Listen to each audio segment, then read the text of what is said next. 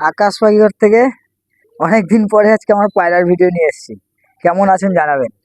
এবার আপনারা জানেন আমার পায়রা ঘরটা অনেক বড় ছিল, কিন্তু আগে পুরো আমার দরজাটা এখানে ছিল, পুরো টিনের সেটটা আমার পায়রা ঘর ছিল। কিন্তু বর্তমানে এত কাজের চাপ, এত বাচ্চা আকাশের চাপ, ঠিক আছে, পরিবারের একটু চাপ বেড়ে গেছে। ওই জন্য পায়রা ঘরটা ছোট করে দিয়েছি এবং পায়রা কিছু পাখি কমিয়ে দিয়েছি। রিসেন্ট শীতকালে আমার অনেক বড় একটা লস হয়েছে পাখি থেকে, বিশেষ করে পায়রা থেকে আমার কখনোই লস হয় না, কিন্তু পাখি থেকে আমার একটা বড় ধরনের লস হয়েছে। কি অনেক বেবি তুলেছি, কিন্তু বেবিগুলোকে আমি কয়েকটাকে ছাড়া আমি বাঁচাতে পারিনি। তারপরে মনটা খারাপ হয়ে গেল। চিন্তা করলাম যে পাখির লটটাকে চেঞ্জ করে দেবো। ওর জন্য পাখির লটটাকে চেঞ্জ করে দিয়ে এখন নতুন সেট আপ তৈরি করছি আবার পাখির।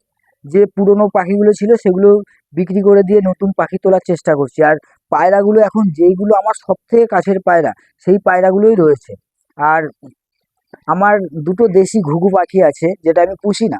এটা হচ্ছে খোলা আকাশে ঘোরে, কিন্তু এই পাখিগুলো সব সময় আমার মোটামুটি যখন আমি ছাদে আসি তখন আসে।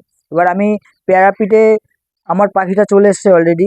আমি সোজাসুজি ভিডিও করি, তার ওই সাইডে মানে আমার পাখিটা রয়েছে। আমি দেখাতে পারছি না, যদি কখনো সম্ভব হয় আগের মতন, আবার যখনও কখনো আগে যেরকম ভিডিওতে দেখাতাম যে দেশি পাখি, টিয়া পাখি এগুলো আমার বাড়িতে আসতো, আবারও আমি চেষ্টা করব দেখানোর সব্বাইকে। আর সবাই আপনারা জানেন যে আমার ভিডিও মানে এই পাখি পায়রার ভিডিও, আমি সবসময় এই ভিডিও নিয়ে করতেই ভালোবাসি। টাটা সব্বাইকে।